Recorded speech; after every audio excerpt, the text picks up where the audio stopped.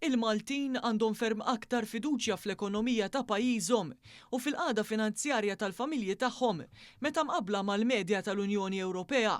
Dan ħareġ minn stħarriġ tal-Eurobarometru, ikkummissjonat mill-Kummissjoni Ewropea li sar bejn Marzu u April illi għadda u ħadu sehem fih aktar minn 26,000 persuna.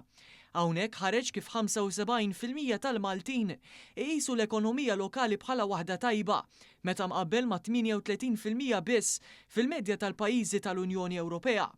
Is-sitwazzjoni fil-pajjiż tal-Unjoni Ewropea hija ferm differenti, hekk kif huma biss 38% illi jemmnu li s-sitwazzjoni ekonomika f'pajjiżhom hija tajba. L-istħarriġ juri wkoll differenza ċara fil-mod kif il-familji qed iħarsu lejn il-finanzi tagħhom. Fil-fatt 89% tal-Maltin qalu li s-sitwazzjoni finanzjarja tal-familja tagħhom hija tajba, filwaqt li fl-Unjoni Ewropea il-medja hija ta' 75%. Dwar il-futur il-Maltin ukoll jidhru aktar ottimisti mill-bqija taċ-ċittadini Ewropej. Hawnhekk ħareġ kif 65% jew 2/3 tal-Maltin u Lawċin qed jgħidu li fit-12-il xahar illi ġejjin is-sitwazzjoni ekonomika ta' pajjiżna se titjieb jew tibqa' l-istess.